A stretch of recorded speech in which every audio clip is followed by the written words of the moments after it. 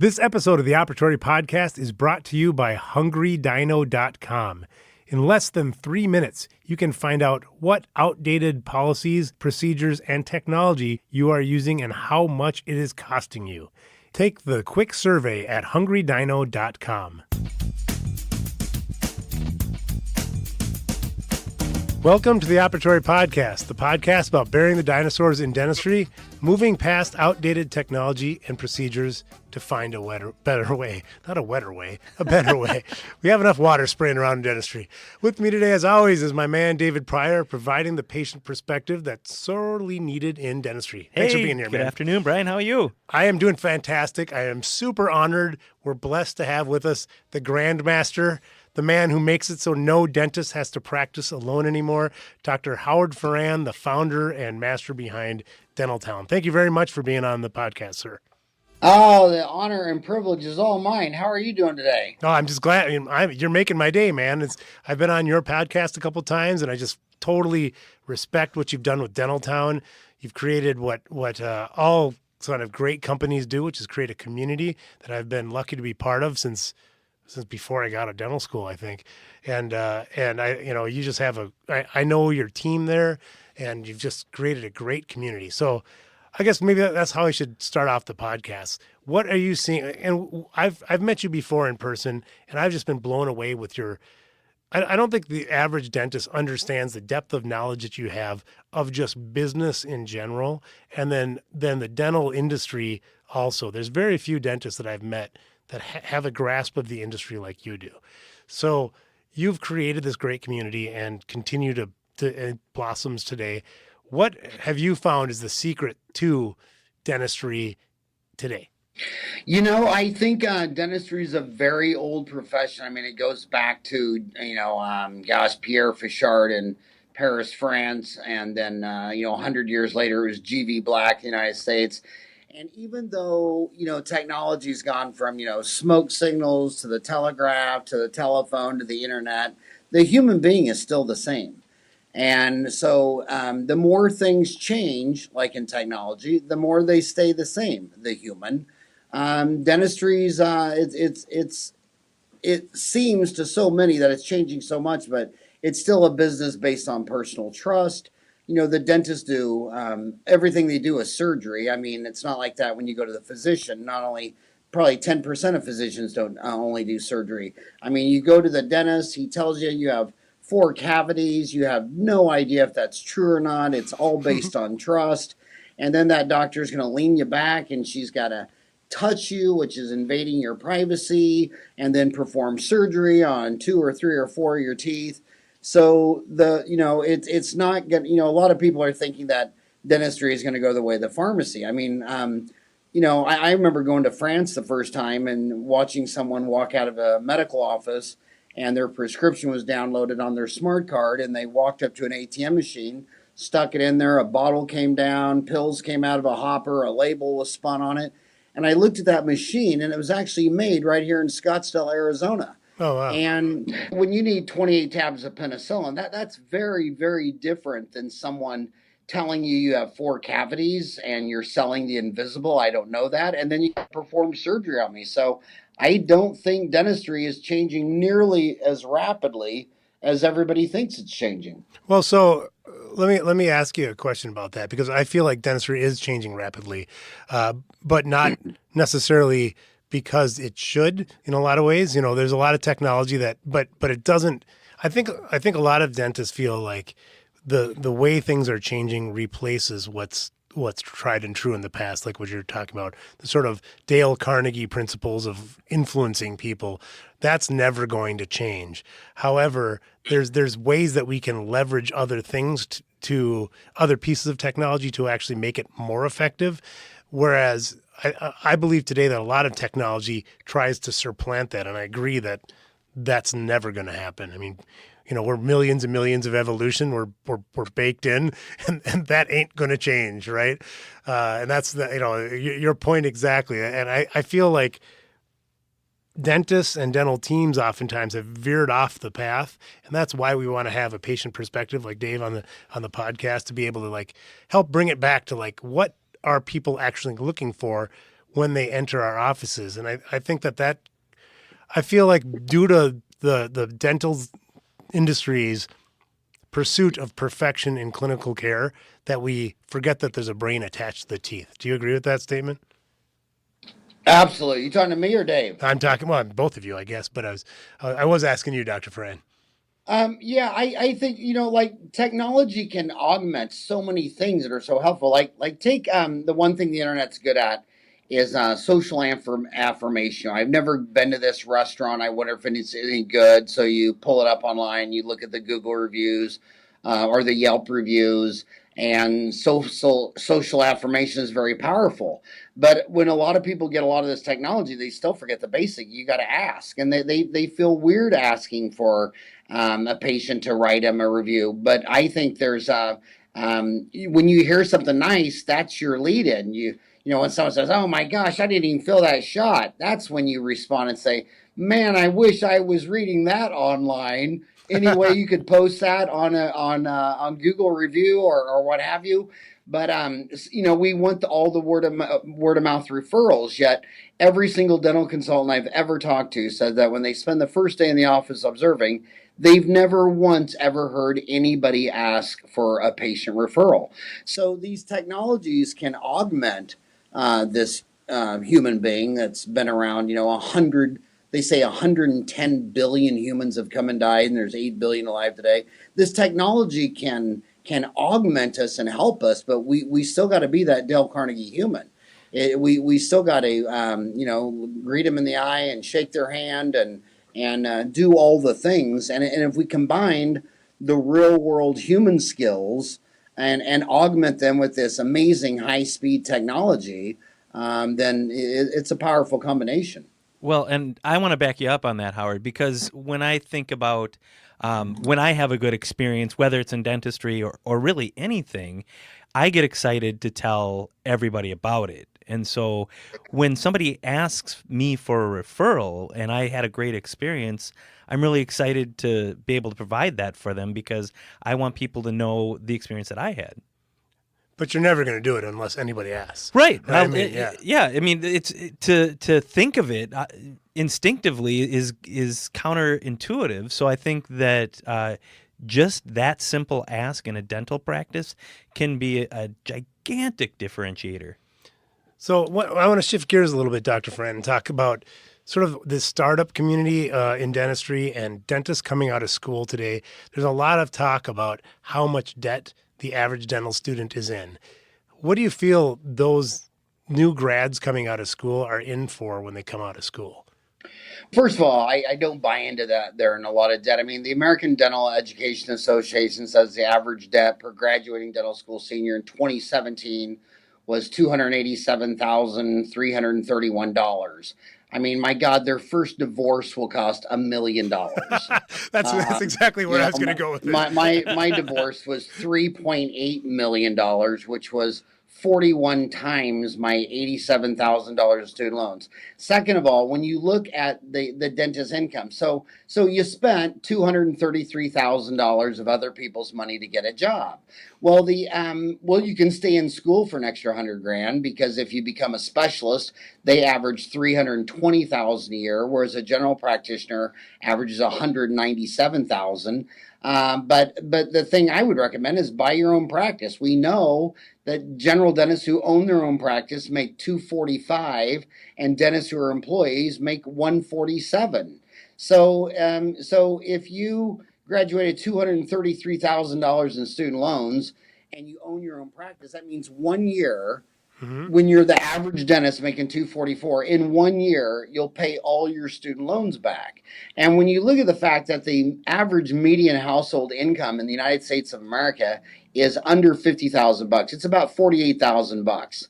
And when you realize that, for 1 year's income, you can buy a job where you're basically, if you own your own practice, making 244, that's 5 average household incomes. So that means when you drive to work, I mean, the average, if everything was average, everything was the median, you would drive by 5 houses and you would think, man, everybody that lives in that house that's going to work today, whether they're 16 years old and working at Taco Bell or a plumber or whatever, 5 houses worth of income is what the average dentist makes. So, I mean, it's hard to find a pity party for that. That's why these states are getting that's why they're getting no pushback from government when they open up dental schools. A lot of people are saying they shouldn't be opening up all those dental schools. Well, there are 5 dentists that are in the United States Congress right now. And I mean, basically, they're hearing mostly things like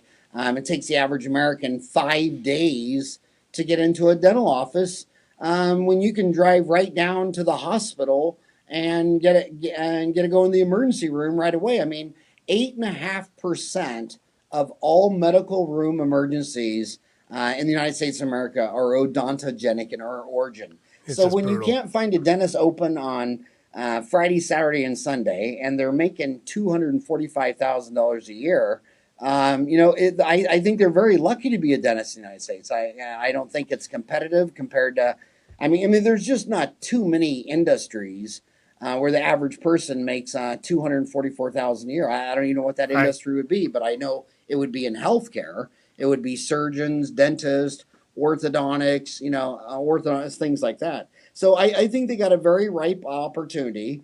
And I think when they set up their practice, I think demographics and location matter. I mean, I'd rather go to a place that only had a dentist for every 3,000 people than a dentist for every 1,000 people. But even if you decided you're going to go where you're not needed, the demographics are mostly there's 168 hours in a week. There might be a dentist for every 1,000 people Monday through Thursday, 8 to 4, but there's not a dentist for every 1,000 people from 5 p.m. to 8 p.m. Monday through Friday, Saturdays and Sundays. I know dentists in San Francisco that basically do two 12-hour days on Saturday and Sunday, and they just make bank because there's literally no one open in downtown San Francisco on a Saturday and Sunday, and they're just sitting back doing broken teeth and toothaches. It really helps to have business acumen, and that's what you've brought a lot of to the table. I've been following you, Brian, on Dentaltown. I mean, you have over 1,000 posts since the year 2000, and I think what these dentists have to realize, they're probably overweighted in algebra and geometry and calculus and trig and all those things that you're never going to use. And they're probably very underweighted in HR, in marketing, advertising, all those things. So if they can get their business skills up to the level of their algebra and geometry and cosine and tangent and all that stuff, I think they're going to do very well. Well, and you've created some very great resources for that. I personally have listened to your dental MBA program, and I think it's fantastic. Are you still out there actively? Is that out available for purchase? Where can people go for that resource? It's funny. I came when I went and got my 10 years out of school. I went and got my MBA at Arizona State University because I'd learned all my business from my dad, and I was realizing, my gosh, I hope Dad got it all right. So I thought I'd go back and get my MBA, and turned out Dad got it right. But it was when I bought my first laptop, and I took notes. When I was done, it took me about 30 hours to rant out everything I learned in 2 years. And I call it the 30-day Dr. Fran's 30-day dental MBA, and it's available on YouTube. It's available on iTunes. And what's interesting about it is I get feedback from it all the time. It's still really popular, and I always ask them. I say, "Well, did it feel outdated since it was 20 years old?" And everyone says no. And I mean, business is kind of like algebra and trig. I mean, I don't know why you can't use a 10-year-old geometry book when Pythagoras figured that stuff out, 500 BC in Greece. It's really not changing much. And business is business, and I think that it's just you got to make a decision. Either you're going to learn business, or you're going to find an inside man to do your business. I'll never forget one of the neatest interviews on the Larry King show was actually a minister who was the most Billy Graham, and they asked him. They said, come on, there's 19,000 towns. There's half a dozen church in each town. How did you become the most successful minister? I mean, you're all reading the same book. It's all, how did you do it? And he says, well, I was very lucky. He says, you know, I wanted to just focus on my ministry, and I didn't want to deal with any of the business. So I found me an inside man. And Mm-hmm. I have never done anything on the inside, on the business side. He does all that. He says, I remember we had our first discussion. He came out to me and he said, Billy, do you want this, your first church to seat 100 or 200? And he says, how would I know? I'm reading the Bible, writing my sermon. That's your job. And if you don't know, I need to get someone else. So when you look at these family businesses, they've either got a really strong inside person like an office manager that's really given the reins to be an office manager, not just answering phones and being the receptionist and checking in people, checking out. You see it a lot in family businesses where the dad is sitting on the tractor all day while the mom's at the kitchen table with a calculator figuring out the overhead of the family farm or the family business. But everybody says, you know, there's just so many hats to wear that you can't wear all the hats. And so if you can't wear all the hats, I'm glad that you recognize there's a lot of hats you're not wearing. So you either got to decide, A, that you're just going to say, forget it, I'm going to be someone's associate. And then you're going to make about $100,000 a year less, which is about $147,000, which is still a ton of money. Still a ton of Or money. you're going to decide it's worth $100,000 more to own my own practice. And so who's going to wear that hat? Are you going to wear the hat? Is your office manager? Is your spouse? And then you look at the people that make it all the way to the top. I mean, the richest dentist in the world has to be of Heartland Dental. I mean, who's got more money? I And Rick mean, he has Workman. 900 offices. I don't think there's anybody that's going to beat Rick Workman, the CEO of Heartland Dental Care, and he hasn't touched a patient in 25 years. He's all business. So he's hired 1,000 dentists to do the dentistry. So you're going to have to make a decision. You're coming up on a fork in the road. And I say that the decision is self-explanatory to open up your own business, because if they were so happy becoming an associate, whether it be in a very public manner in a DSO or in a very private manner in an associate private practice, you would see tons of people who graduated 5 years ago that are living happily ever after as an associate. And you just almost never see that. Every time I run into a dentist been out of school 5 years, she's already had 7 different jobs. And I'm like, so we know that managing dentists, physicians, lawyers, it's like herding cats. If you want to have 1 million employees, you need to be in the Army or Walmart, but you're just not. I mean, I just don't see any evidence of people that go to 8, 9, 10, 12 years of college being great employees. They never agree. They know more, as much or more than the manager. So I can tell you that if you already have gone through all the hoops to become a doctor of dentistry in the United States of America, I can already tell you, I bet you're going to be a horrible employee. The odds are. Well, So you're only going to be happy doing what you want to do. So go do it. You can do it. You already became a doctor. Just quit walking around the swimming pool for 5 years, dipping your toe in once a month, and just dive in. You're not going to drown. I mean, we look at dental offices in the United States. When they borrow money to buy a practice, they don't even have a 0.4% failure rate. And that's always due because they had their license taken away. And usually that has something to do with, you know, substance abuse or a crime or something like that. So if you're not driving to work drunk and you're not going to get your license taken away, you're not going to fail. And if you go work for somebody else, you're not going to agree with them probably 80% of the time. And eventually it's going to make you so miserable, you're going to start your own practice. So I would say just find out first. I recommend who needs you. You know, who needs a dentist?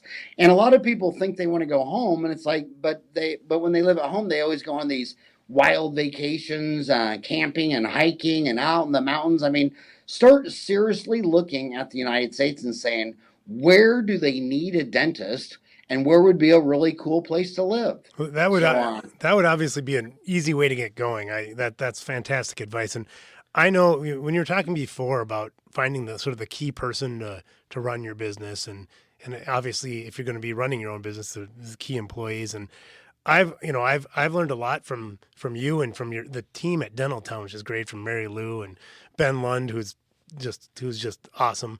So you're the master of sort of getting together a good team. So what piece of advice would you have for our audience about gathering a good team and kind of setting them up for success?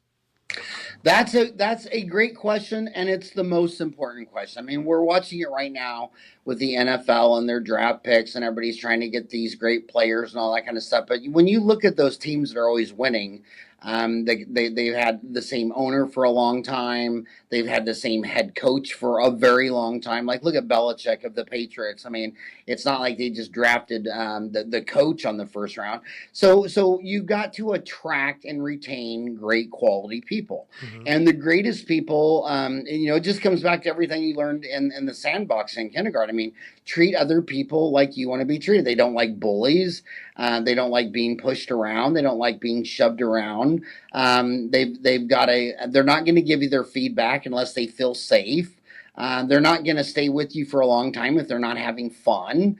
And so if you just get a really awesome, amazing goal and purpose, like this is what we want to do. We want to open up the best dental office in Ahwatukee.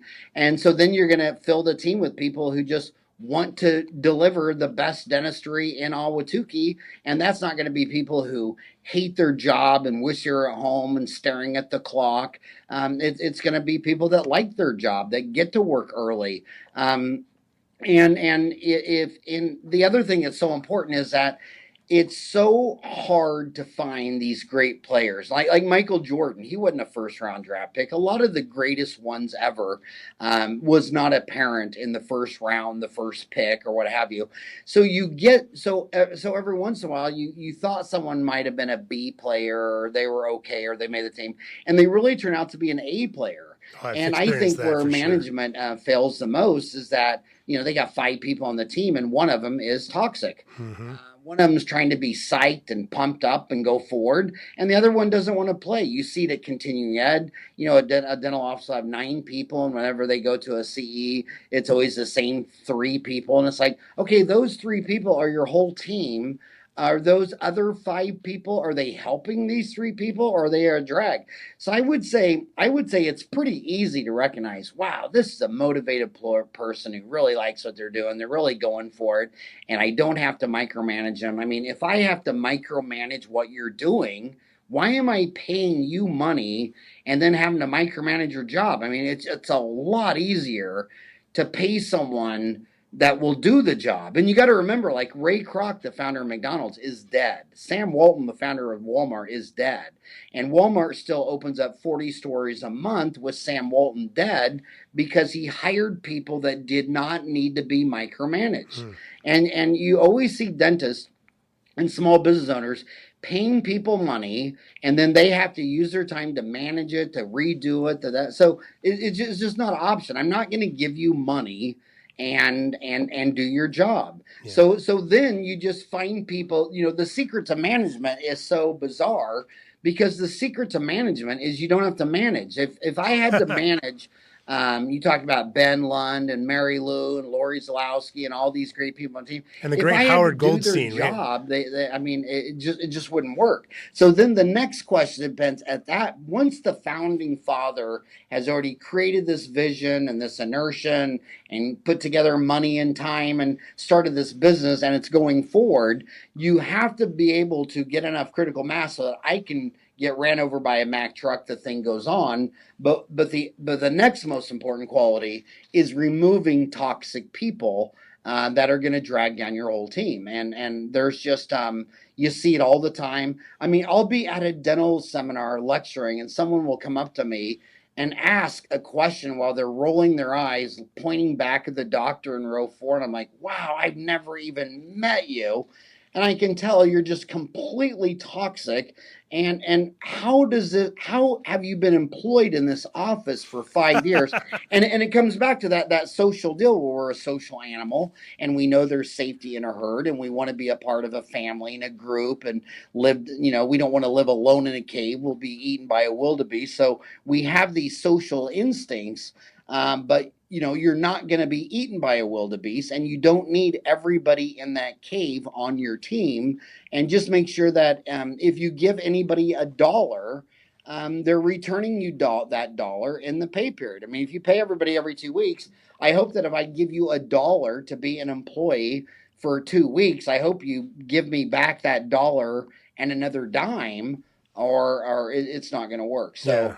So the key is the people, and I have learned more about business by studying anthropology, sociology, history. I mean, you have to understand how humans work and function, or it's going to be very confusing to you when they surprise you and shock you.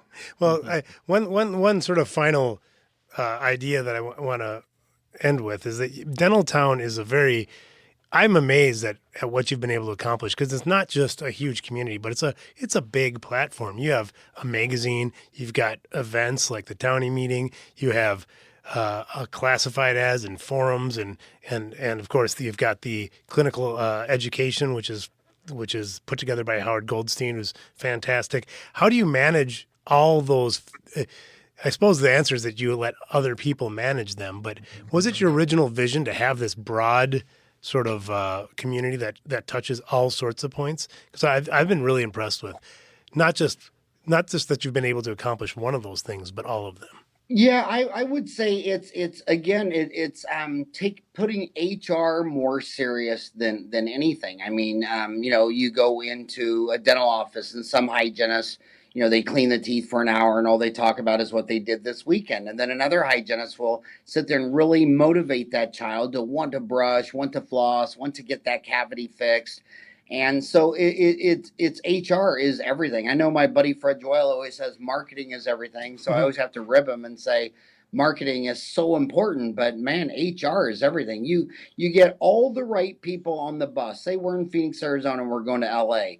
We get all the right people on the bus. I don't have to be on the bus, and I know that if it gets a flat tire, they'll be able to figure it out. If they run out of gas, they'll figure it out. No matter what happens, this team is going to figure it out. So then you got to look back and say, okay, on that 6 hour bus ride from Phoenix to LA, are they having fun? Are they singing Kumbaya? Are they glad they're going where they're going? And it's just making sure you got the right people on the bus. Now, as you get bigger and bigger, like we're not that huge, but we're at 50 employees. You start to reach a critical mass. I think it's around 5, where by the time you've got 5 really good people and everyone's in their job, they're all great people, they're not going to let a 6th person in that doesn't have those skills. So right now, at 50 people, so we've 10x, we got from 5 to 50, and that karma, I mean, if you came into our dental team and said, dentistry sucks, or people, whatever, if you were just negative karma, it would be very strange, and it would be so easy to weed that person out. Yeah, So you got to get enough critical mass of the right players, and I can show you that in my mistakes as well. I've made a lot of mistakes. If you look, my business is 30. My dental office is 32 years old, but everyone on my management team is around 20 years. So for the first 12 years, I did not respect that skill enough, and I was running around the country getting my FAGD and my MAGD and my MBA, and I was a cook, and I wanted to learn all these new recipes, and I wanted to learn how to place implants, and that was so important. And I should have focused. If I had to do it all over again, I would have done. I would have put the HR more important than learning how to do clinical dentistry. Because, like, if you're a dentist and you want to learn how to, and you want to add implants to your office protocol for your patients, well, hell, it's a lot easier to get a periodontist from the next town over to drive over to your office 1 day a week on a Friday and place all the implants for a 50-50 fee or whatever. That would be a better implant solution. It would be better profitability, but you didn't go to dental school 8 years because you didn't want to do surgery. I mean, I wanted to place the implant. I thought that was the coolest thing in the world. I still think pulling 4 wisdom teeth is more exciting than 18 holes of golf or going bowling or There's not many things to me more exciting than pulling 4 wisdom teeth. But again, the most important thing is HR. It's the people. It's the management. So And then another thing that dentists have to realize is statistics. Like if you keep having employee turnover, say the average employee only stays at your office 3 years. Well, the next question is, well, who's hiring these employees? And it's usually the dentist. And you usually have to sit down and have a timeout with them and say, okay, look, dude, you've been in office 10 years. You've hired 30 people and only 3 of them are still here. Okay. So do you have a plan to get really good at HR, or do you have someone else in mind that can do that? And I learned that after I hired Lori. I realized Lori, who's been my president of my company for 20 years, that she just had better instincts for that. I always thought I could always see the good in everyone. She was a lot better at finding out, yeah, they're a great person, but they're not going to show up to work on time. They don't have a good attitude. They're not going to solve these problems on their own. They're going to raise their hand wanting help. So, again, HR is just the most important thing. That's fantastic information. I think this is a podcast that oftentimes I listen to podcasts on 2x speed. I think people want to go back and listen to this on half speed because you said some amazing information very quickly. Thank you so much for being on the podcast. I can't thank you enough, so appreciate it very much. Nice meeting you. The honor and privilege was all mine, buddy. Appreciate it. Yeah, thanks a lot. Have a good one. All right, bye. I also want to remind you to rate and review us wherever you're listening to this podcast. And if you have suggestions or comments, please visit theoperatory.com and drop us a line. Again, I'm Dr. Brian Laskin, host of The Operatory. Thanks for listening. I look forward to speaking with you next week.